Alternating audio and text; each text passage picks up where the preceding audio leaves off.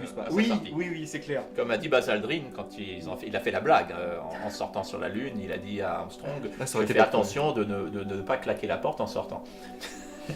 Et il faut savoir que c'était pas de tout repos, parce que dès qu'ils sortent, c'est expérience, Boulot. Apollo 11, ils avaient très peu de temps parce que Apollo 11 c'était se poser et foutre le camp le plus vite possible et pour ne pas avoir d'accident. Hein. C'était vraiment un test technique. Donc ils sont restés moins d'1 jour sur la Lune dans le module lunaire et 2 heures seulement au sol. 2h20 minutes pour Armstrong, 2 heures pour Aldrin qui le rejoignait 20 minutes plus tard. Et en 2 heures, un travail immense à faire évidemment. Ils ont récupéré des échantillons de roche et Ouais. ils ont également mis un réflecteur à laser. Un réflecteur laser pour mesurer en tirant au laser depuis la Terre la distance exacte Terre-Lune au fil du temps qui varie. C'est une expérience très intéressante. Ils ont également mis sur place un magnétomètre pour mesurer le champ magnétique ambiant très faible de la Lune ou induit par le Soleil et la Terre. Et ils ont mis un sismomètre pour mesurer les tremblements éventuels de Lune et les impacts de météorites dans les entourages. Et tout ça, voilà, tout en ayant à faire également de la télé, à mettre une caméra de télévision en poste, prendre des échantillons ramassés à la pelle du sol lunaire, des rochers lunaires, une carotte en enfonçant un tube. Ça c'est Aldrin qui faisait ça. Armstrong a fait la collecte d'échantillons, lui. Il a fait d'ailleurs dans le temps imparti, parce qu'il a eu que 10 minutes ou un quart d'heure pour prendre des échantillons, un travail remarquable de l'avis des géologues sur Terre. Alors non, c'était Armstrong. C'était Armstrong qui faisait la collecte d'échantillons. Aldrin, il prenait la carotte à coup de marteau. Où il avait plutôt un espèce de levier plutôt. Oui, il n'y a pas un petit... non, pas non, encore. c'est pas ça. Non, ça c'est arrivé plus tard. Est-ce qu'il le faisait de façon rotative? Je ne me rappelle plus. Je me rappelle plus. Hein, c'était manuel. Ensuite, par la suite, ils ont eu des foreuses électriques pour atteindre jusqu'à 2 mètres, 3 mètres de profondeur lorsqu'ils faisaient des carottes. Petite chose aussi, fait étonnant sur la mission Apollo 11, c'est que, alors, les 2 astronautes ont été filmés, par contre, les photos, c'est juste Buzz Aldrin. On ne voit que Buzz Aldrin sur les Voilà. photos parce que... Sauf dans le casque. Sauf dans un reflet On de casque. voit le reflet. Parce qu'il n'y a qu'un appareil photo. Voilà, tout à fait. Et c'est Armstrong qui l'a. Alors on se dit, mais c'est incroyable, je veux dire, ils font tous ce voyage pour aller vers la Lune et il n'y a qu'un appareil photo pour 2. Bah oui, parce qu'un appareil photo, sophistiqué comme ça l'était, c'était des 70 mm perfectionnés qui devaient peser au moins 1 kg. Et 1 kg, c'est énorme. Tous les kilogrammes sont comptés dans un vol spatial vers la Lune. Franchement, même par exemple les échantillons qui rapportent à bord va changer le centre de gravité du LEM lors du décollage. Et il faut qu'ils le calculent pour savoir où placer leur mallette d'échantillons. Tout cela est calculé au kilogramme près. Et donc effectivement, il y a un seul appareil photo et c'est Armstrong qui l'a. Donc on ne voit que des belles photos d'Aldrin sur la Lune. On n'a aucune photo d'Armstrong sur la Lune. Mais des vidéos. Ouais. On a les vidéos prises par la caméra évidemment de télévision de mauvaise qualité, noir et blanc, et également une caméra 16 mm pellicule, qui était fixée à l'intérieur du LEM par la fenêtre, Oui. et qui filme à une image, d'abord c'est du 10 images secondes, parce que pareil, il ne faut pas utiliser beaucoup de pellicules, c'est fou, mais à l'époque, voilà, c'était en 69, et donc tout est compté. Mais c'est drôle que, oui, les meilleures photos, les seules photos de cette première mission sont celles d'Aldrin sur la Lune. Elles sont très belles, hein, parce que c'est du 70 mm, c'est la grosse pellicule argentique, et large pellicule argentique, beaucoup de résolution, beaucoup de finesse. Donc là, nos petits Kerbaliens, ils vont repartir vers leur module. Voilà, et LEM, après avoir fait leur petite expérience. Ils ont, j'espère, récolté 20 kg Alors, d'échantillons. j'ai fait une erreur, c'est que j'ai découplé, mais j'ai pas mis les moteurs. Donc là, je suis en train de glisser. Oh là, il va tomber. Et heureusement, je mets les moteurs, mais par contre, j'ai pas mis les stabilisateurs. Donc ce qui fait que je pars un peu dans tous les sens. Je recoupe les moteurs. Sauf que, qu'est-ce qui se passe? Que j'ai une petite poussée, je retombe. Bah oui. J'arrive à me prendre une bonne trajectoire. C'est comme dirait l'équipage de 13, c'était l'erreur de la mission. Voilà. C'est la seule erreur que j'ai eu dans la mission. Donc là, je vais remettre les moteurs à fond au dernier moment. Avant de frapper le sol, oui. Voilà, attention, l'accélération. Et on va même voir le reste du module qui est là. Bravo. Voilà. Et je suis reparti. J'ai vraiment eu de la chance. Hein. Ah oui, Vraiment eu de la chance. Heureusement, ça ne s'est jamais passé pendant les vols Apollo. C'est clair. Ils ont. Et là aussi, évidemment, on peut se dire qu'ils avaient des frissons avant le décollage en disant j'espère que le moteur va marcher. S'il marche pas. Mais c'était un moteur extrêmement qu'ils ne pouvaient pas avoir de panne. Ils avaient choisi pour le module lunaire, comme pour d'ailleurs le module de service qui freine autour de la Lune, ils ont choisi la formule la plus simple pour le moteur fusée, c'est-à-dire sans pompe d'abord, pour pas qu'il y ait une panne de pompe possible. Donc uniquement de l'hélium comprimé qui pousse les carburants. Donc c'est infaillible. Vous ouvrez les vannes, ça sort. Et ce sont deux propergoles qui sont dit hypergoliques, c'est-à-dire qui s'allument automatiquement en se croisant, en se mélangeant, sans besoin de mettre une étincelle, sans besoin d'allumeur. On fait ça avec de l'essence de térébenthine et de l'acide nitrique. C'était à peu près ça qu'ils avaient à bord. Et donc c'était infaillible. Parce qu'ils ne pouvaient pas se permettre. Donc c'était vraiment mécanique. On ouvre les vannes et ça ne peut que marcher. Alors là, on voit ce que tu me disais tout à l'heure, le peu de carburant. Regarde ce qu'il me reste comme carburant et je ne suis pas encore en orbite. Ça veut dire que là, il faut vraiment que je fasse. C'est en kilos, c'est en 100 litres. Ouais, 100 litres. 100 kilos, oui, quasiment. Oui, la densité n'est pas la même véritablement que l'eau, mais. D'accord, très bien. Donc là, tu vois, il me reste 21. Ouais. 21 litres. Oui, alors effectivement, quand ils ont atterri à l'Uni, il ne leur restait que 30 secondes de propergol à bord. Quand ils sont à l'Uni dans l'autre sens, hein, quand ils arrivaient lors d'Apollo 11. Et alors, qu'est-ce que je dois faire? Alors maintenant, il faut rattraper notre ami qui nous attend en orbite dans la cabine Apollo. Voilà. Et donc là, tu la vois, elle est à 9 km, donc je vais attendre. Alors, j'ai une orbite plus basse, légèrement plus basse, comme ça je vais plus vite. C'est ça. Et je vais essayer de la rattraper, et dès que je serai au bon moment, je vais réaccélérer. Voilà. Monter et ralentir. Et donc, je vais avoir quasiment la même vitesse, et je vais pouvoir me rapprocher à quelques dizaines de mètres. C'est ça. Et là, je vais pouvoir faire avec les RCS, voilà, des petits moteurs d'attitude. Arriver à quelques centimètres par seconde pour l'arrimage. Donc on va le voir, alors là j'accélère pour remonter. Alors ce qui est bizarre, c'est qu'on accélère pour remonter et donc ralentir. Parce que l'orbite est plus haute. C'est ça.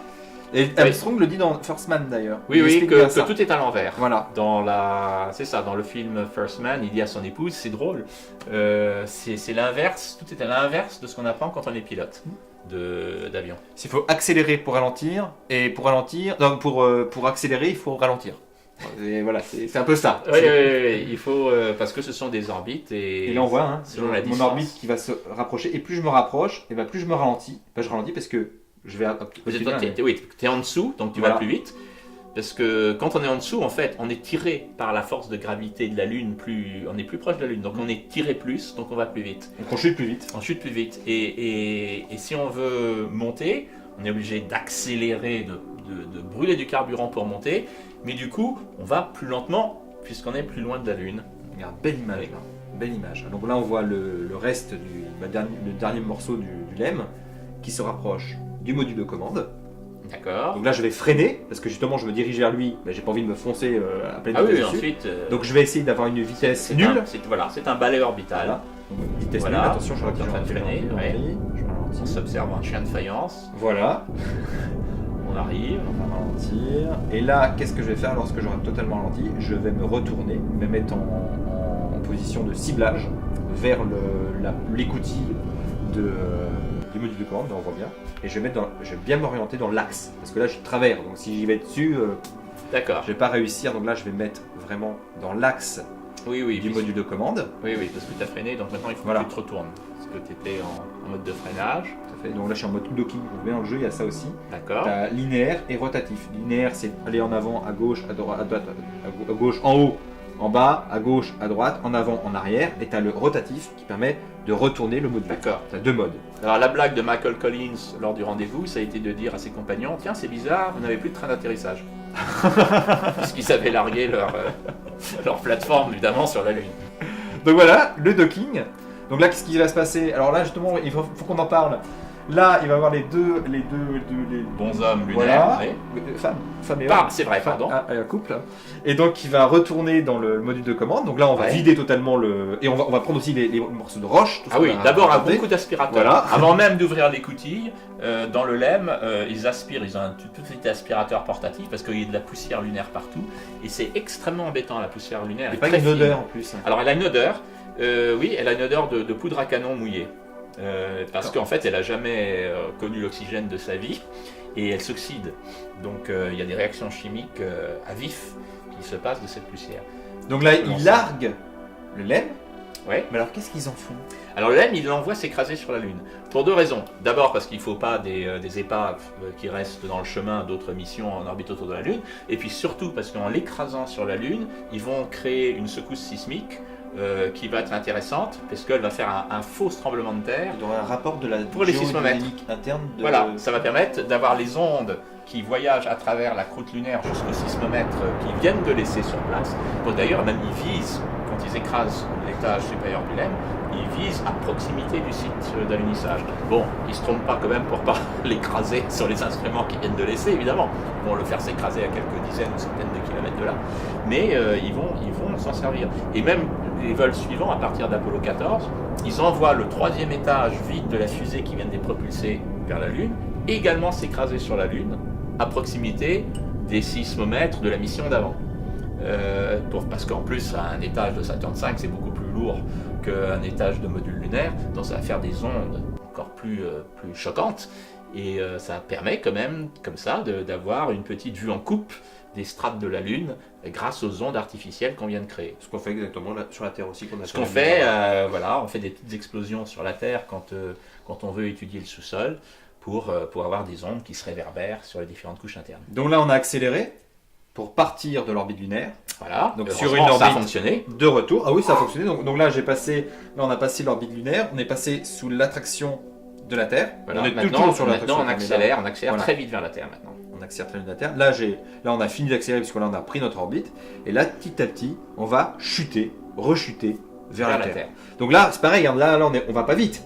Et plus ça va aller, plus on va se rapprocher. Plus la vitesse monte. Et puis là, on va très vite. Là, oui. Parce que la chute est longue. Oui, alors pareil, ça prend 3 jours pour le vol retour. Et il y a la vitesse qui augmente à fur et à mesure qu'on se rapproche. Et une fois qu'on arrive, alors il faut viser très précisément un angle au-dessus de l'horizon terrestre, qui est à peu près de 5 degrés. Vous arrivez, vous rasez l'atmosphère terrestre à peu près une centaine de kilomètres au-dessus, ou quelques dizaines de kilomètres au-dessus, à un angle de 5 degrés. Si jamais votre angle est plus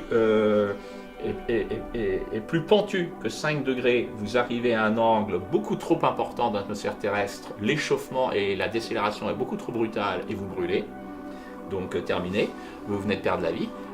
Si vous arrivez à un angle plus léger que 5 degrés, vous allez ricocher sur l'atmosphère terrestre et repartir dans l'infini de l'espace et mourir également. Ciao. Voilà, donc il faut arriver à 5 degrés de l'horizon, plus ou moins 1 degré. Ouais, et si vous n'avez pas un ordinateur, vous devez être un bon navigateur au sextant pour ne pas vous tromper d'angle. Parce qu'on a dû faire pas mal d'astronautes. Apollo 13, ils ont navigué au sextant. Ce qui veut dire que les techniques artisanales et vieilles sont les meilleures. Ah oui, navigateur. D'ailleurs, dans tous les vols Apollo, surtout les premiers vols Apollo, il y avait les ordinateurs de Houston qui calculaient la trajectoire, mais les astronautes devaient indépendamment calculer précisément la trajectoire à quelques minutes de degrés près, avec des sextants. D'accord, pour rétalonner, c'est ça? Alors en fait, c'était pour étalonner vice-versa, mais surtout, les ordinateurs ne se trompaient pas à Houston, mais en fait c'était surtout au cas où les Russes brouilleraient les émissions radio pour faire capoter la mission. Parce qu'on est en pleine guerre froide, on ne sait jamais ce qui peut arriver. Ce qui a été le moteur des missions Apollo d'ailleurs. Et oui, c'était la grande raison pour laquelle on allait vers la Lune, c'était pour battre les Russes, et dans cette guerre de prestige. Et donc les astronautes devaient pouvoir se démerder tout seuls. Les astronautes devaient se débrouiller tout seuls. Bon, ça va, un petit mot de travers de temps en temps, ça peut aller. Donc là, alors là, on a fait vite, on a fait le voyage de retour. Et là, en parlant de tout ça, si vous faites pipi, c'est embêtant parce que vous changez votre trajectoire. Parce que pas à gauche, pas à droite. Vous évacuez votre urine, il y a une valve pour évacuer, vous branchez votre réservoir d'urine pour l'éjecter dans l'espace. Et en faisant ça, vous avez fait une force de réaction newtonienne et vous avez changé la trajectoire de votre vaisseau. Attention. Et en plus, je crois que directement, ça fait limite de la neige. Oui, parce que effectivement, l'urine sort dans le vide à moins 150 degrés et donc va cristalliser. C'est très joli d'ailleurs. Alors, j'ai pas d'image, c'est dommage. Ah oui. Je vais essayer d'en trouver. Je promets rien. Ça doit exister je vais essayer. Ça doit exister en photo. Ah bah je vais essayer de les trouver. Ouais. Je vais essayer de les trouver. On mettra une petite photo là-dessus. Donc là, qu'est-ce qui va se passer? Eh ben, on va se séparer. Voilà. Parce que le module de commande va se libérer de ses réserves de carburant et de son moteur. Oui. On n'a plus besoin. Et va donc va présenter maintenant, ce module de commande qui reste, va présenter son bouclier thermique qui doit absorber toutes les calories et évacuer les calories de la friction atmosphérique en rentrant en atmosphère parce qu'il va s'échauffer à 3000 degrés. Et là, on va voir, il va commencer à s'échauffer. Donc là pour l'instant il est de couleur, ça va hein? Oui, alors là maintenant il rouge. Il rougit. Oui, c'est bien ça, il rougit. Et alors l'idée d'ailleurs d'un bouclier thermique, c'est qu'il est fait pour fondre, justement. Oui. Pas pour résister, mais pour fondre, pour que les gouttelettes en fusion évacuent la chaleur en s'écartant de la cabine. Donc en fait, vous jetez les calories. Il doit y avoir 1 cm donc d'une espèce de résine de fibre de verre ou 2 cm d'épaisseur et il en restera que quelques millimètres à la fin. Là, tu vois, là, ça se calcule bien. Là, ça chauffe bien. Ça chauffe bien, alors en plus vous avez l'atmosphère de la cabine qui est par toute la force de friction et la chaleur dégagée, donc vous avez une lumière en fait même bleutée qui passe le long du mur. On voit le bouclier thermique, là tu as une chose qui ne doit pas dépasser, c'est la température. Mais bon là j'ai une vitesse, donc ça va. On va s'en tirer. Alors, on le voit pas, mais à un moment donné on a entendu le réservoir qui est devant qui a explosé. Le réservoir, l'étage. Ah bon? Oui, vous entendez dans l'espace? Oui, l'explosion. Est-ce que ouais, alors je sais. Après, hein, c'est un jeu. Hein. D'accord. C'est un jeu. C'est vrai qu'ils ont essayé de donner du relief un petit peu, mais la plupart du temps, il n'y a pas de son. Oui, parce que tu ne dois pas y en avoir dans l'espace. Non, mais même dans le jeu là, ils ont mis, par exemple, quand tu montes, quand le décollage, on l'a pas. J'ai fait exprès de pas mettre le son pour que ça ne parasite pas avec la vidéo. Mais quand tu décolles, tu vois vraiment qu'au début, tu entends les moteurs, et plus tu montes. Ah bah tu vas voir, ça va être chaud. Hein. Parce que si tu arrives à 800 mètres, 1300 mètres, 1100, 900, et hop, je déclenche. On déclenche, toc, et là je freine totalement, aller en dessous des 300 mètres. Là c'est... D'accord, tu viens de stabiliser ta vitesse à une altitude de 300 mètres au-dessus de la mer. C'est risqué. Oui. Ouais, parce que je pense que là, s'il y a une erreur, s'il y a quelque chose qui marche pas, t'as pas beaucoup de... Non, t'as pas beaucoup de marge de manœuvre. Voilà. Et tu arrives, alors ça c'est toujours en mètres par seconde ta vitesse? Non, ça c'est l'altitude. L'altitude, d'accord. Là, elle était de 5 mètres à peu près. 5 mètres secondes. Oui, d'accord, t'arrives... 4-5 mètres secondes. Ouais. Ça va dans l'eau. Oui, ça fait un choc d'ailleurs. Oui, d'ailleurs, pour la petite histoire, lors d'Apollo 12, Alan Bean, qui avait toujours eu des problèmes avec les caméras, il avait stocké avec du sparadrap, avec quelque chose, sa caméra s'est et lors du choc de l'amérissage, la caméra carrément l'a frappé à la tête et l'a fait s'évanouir. Il a été mis KO. Il a été mis KO lors de l'amérissage par une autre caméra. Il a eu que des problèmes de caméra. C'est une caméra maudite dans cette caméra maudite. Apollo 12, ça a été vraiment... d'ailleurs, t'en parles beaucoup dans ton livre. Pour toi, c'est peut-être l'une de tes missions préférées. Apollo 12, oui. Et personne n'en parle parce que la caméra de télévision était tombée en panne. En plus, c'était un remake d'Apollo 11. Alors tout le monde regardait plutôt les Feux de l'amour à la télé aux États-Unis. C'était plus intéressant.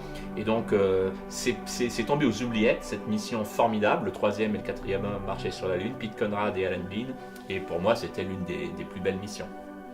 Et en plus, je crois qu'ils ont eu quand même pas mal de soucis, ils se sont fait foudroyer. Ils se sont fait foudroyer 2 fois lors du décollage. Après 30 secondes de vol, la fusée Saturn V est frappée par la foudre 2 fois, donc interrompt tous les circuits électriques à bord de la cabine Apollo. Et Pete Conrad, avec sang-froid, ne pousse pas sur le bouton d'éjection. Son explication plus tard dit, dans les vols... Tant qu'on est au pilote, aux commandes d'un jet, tout doit se passer au 10e de seconde dans les réactions. Quand on est sur une fusée, on a le temps de voir venir. Tout va plus lentement. Enfin, c'est bizarre. Tout va plus vite au niveau de la vitesse, mais tout va plus lentement au niveau des réactions qu'il faut avoir. Et ben voilà, on a fini. Et on est arrivé. On est arrivé, on a admiré, on a fait un saut. Qu'est-ce que tu pourrais dire sur ce jeu?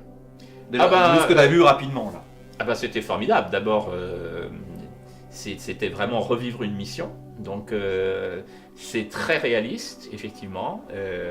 C'est très instructif parce qu'on voit les vitesses, les altitudes, toutes les choses qu'il faut faire. Et les contraintes gravitationnelles. Comprendre ce que c'est une orbite, comprendre qu'il faut que pour accélérer, il faut descendre plus près d'un astre pour aller plus vite, pour rattraper la personne qui est au-dessus. Et puis ensuite, il faut freiner pour la rejoindre. Enfin, En plus, il faut accélérer pour la rejoindre, mais on ralentit quand on accélère. C'est des concepts qui ne nous viennent pas à l'esprit normalement dans notre expérience de tous les jours. Donc c'est un jeu très instructif. Et en plus, je pense qu'on devrait même, les ingénieurs qui commencent leurs études, on devrait leur mettre entre les mains ce genre de... pour déjà se familiariser, je pense. Ah oui. Ça pourrait être pas mal, parce que là on voit visuellement, on voit, parce que c'est bien d'avoir des équations, des calculs, mais là, visuellement, on a la représentation déjà mathématique, parce qu'il y a des mathématiques dedans, mais en même temps on a la représentation graphique, donc on voit, ce qu'on réalise on le voit. En plus, ce que tu n'as pas vu, c'est que tout ce que tu envoies dans l'espace ou dans le ciel, parce que tu peux créer même des avions de chasse, tu peux faire, alors des avions de chasse, pas des avions de chasse de guerre, mais tu crées des avions, des jets, tu peux en faire même ton Bell X-1 par exemple, le premier avion à avoir passé le mur du son avec Jack Yeager. Yeager, tout à fait. Tu peux le faire ça. Et tu fabriques de A à Z. C'est toi qui choisis le carburant que tu veux, le type de réservoir, le type de moteur. Si tu peux mettre des ordinateurs de commande dedans. On peut prendre un sandwich à bord. Tu peux. Non. Non, tu peux. Alors par contre, c'est vrai que là où ça pêche, c'est que t'as pas encore. Dans la version de base, tu n'as pas la gestion de la nourriture, de l'oxygène pour l'équipage. Ça c'est dommage. Ah, ça peut être rajouté ça. Ça pourrait être rajouté, ça pourrait être bien. Ouais. Ça pourrait être bien. Ouais. Mais déjà, dans tout ce qui est les contraintes, que ce soit les contraintes gravitationnelles, les contraintes de friction dans l'air, les contraintes d'énergie, de carburant par rapport à la masse, tout ça, tu l'as. Ouais. Et ça, c'est vraiment très bien. Ouais. Je peux te dire que les gens qui commencent, sans tuto et sans... D'ailleurs, il y a un joueur qui s'appelle Joueur du Grenier qui a testé ce jeu sans tuto, c'est à mourir de rire. Et je pense qu'il a dû se tirer les cheveux les premiers décollages. Parce que les gens ne savent pas déjà, par exemple, que comme tu l'as dit au début, qu'il faut avoir un certain angle pour attraper son orbite. Et que c'est pas en allant tout droit qu'on va arriver. Voilà, tout à fait. Tout droit. On va faire une chandelle, on va remonter, et puis hop, et on va retomber. Et oui. Et ce qui veut dire qu'en plus, on peut même finir là-dessus, c'est qu'un voyage dans l'espace, il y a deux types de moteurs. Il y a le carburant que tu utilises et tes moteurs, mais il y a également la gravité. C'est que la gravité, c'est également un très bon moteur. Oui, dont tu peux te servir comme frein ou comme accélérateur. Tout à fait. Ce qu'on utilise d'ailleurs comme fronde gravitationnelle Jupiter. Oui, quand on va vers les planètes lointaines, maintenant, on a pris l'habitude de faire plusieurs fois le tour du Soleil, même si ça prend plus de temps, et à se servir des planètes qu'on croise sur le chemin pour donner un coup de fronde, pour augmenter sa vitesse. Ce qu'on appelle des orbites de transfert. Oui, alors ça c'est tout à fait. Charles, ce fut un grand plaisir de faire ça avec toi, sérieusement. Mais j'ai hâte surtout d'analyser les roches qu'on a ramenées. Les roches qu'on a... Ah oui. Ah, j'espère qu'on les a pas oubliées. Non, on les a pas oubliées. Non, d'accord. Non, la Carbanienne, elle les a ramenées. T'inquiète pas, on va les analyser. Bon. On va les analyser. Et là, prochain épisode, on va se retrouver, sur Mars. Sur Mars, mais également sur Mars dans une émission radio. Donc sur la radio Plume FM. Absolument. Et qui sera aussi sur la chaîne YouTube. Parfait. Alors, surtout, je vous le conseille fortement. C'est le livre L'aventure Apollo. Donc écrit par qui déjà? Excellent.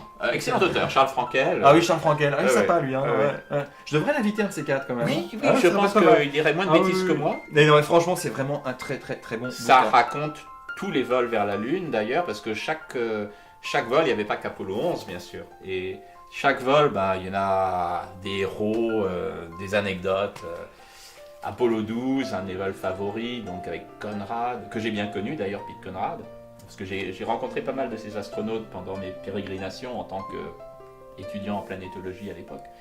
Donc j'ai rencontré peut-être 8 ou 9 des 12 hommes qui ont marché sur la Lune, et Pete Conrad c'était l'un de mes favoris.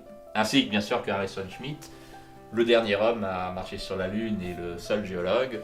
Et j'étais en contact avec lui, ne serait-ce que le mois dernier d'ailleurs. Il est encore vivant. Mais malheureusement, ils commencent vraiment leur... Oui, parce que maintenant ils ont 85 ans. Hein. Et donc, de vivants, il n'y a plus que 4 hommes qui ont marché sur la Lune qui sont encore vivants. Ça fait pas beaucoup. Ça fait pas beaucoup. Ça fait le tiers. Oui, il y a David Scott, il y a Charlie Duke, il y a Jack Schmitt. Et j'en ai oublié un. Si les gens veulent l'avoir, ce dernier là, hein, il est dedans. Il est dans ce livre. Par contre, alors justement, je précise aux abonnés, que là, pour cette vidéo, on a quand même beaucoup parlé, hein. Et je pense que je vais faire 2 épisodes. On a beaucoup parlé, mais j'ai pas mis mon vol entier sur la vidéo. Bah oui, parce que ça aurait pris 2 ou 3 heures. Buzz Aldrin, pardon. Ah, qu'est-ce qu'il dit? Oui, Buzz Aldrin, bah oui, en plus. Apollon, le Apollon, 4e homme, je cherchais le 4e. En plus, c'est même, je crois, le plus connu là. Dans Mais tout le oui, liste que t'as en dit, c'est le plus. plus connu, je pense. Donc, pardon.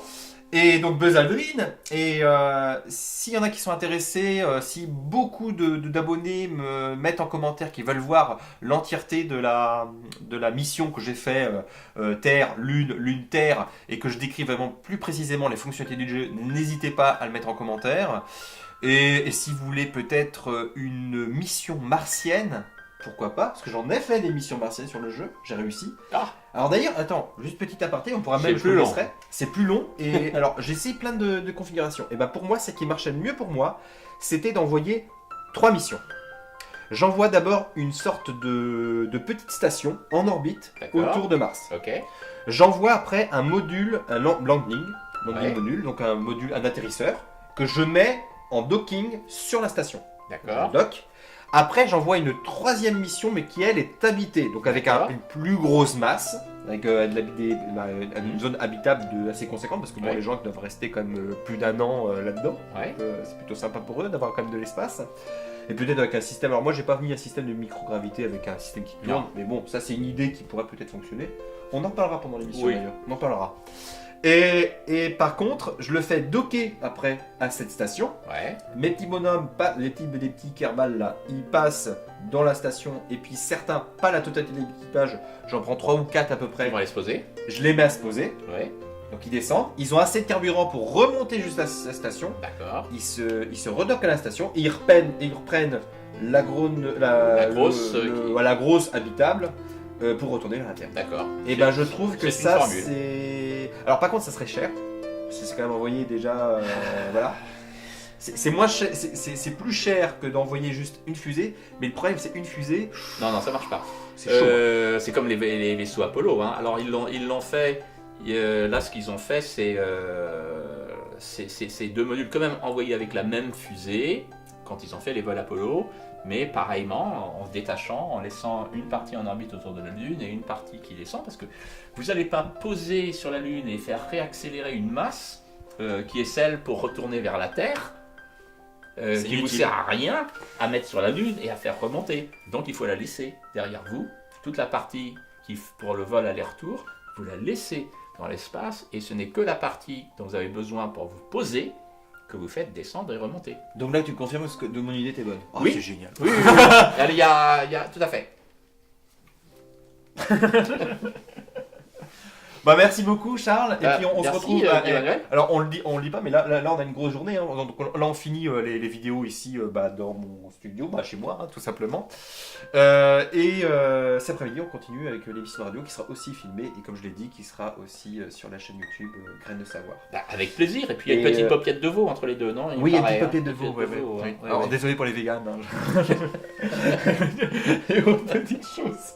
Alors il y a une petite phrase qu'on dit à chaque fin d'épisode, c'est que la curiosité soit avec vous à tout jamais. Que la curiosité soit avec vous à tout jamais.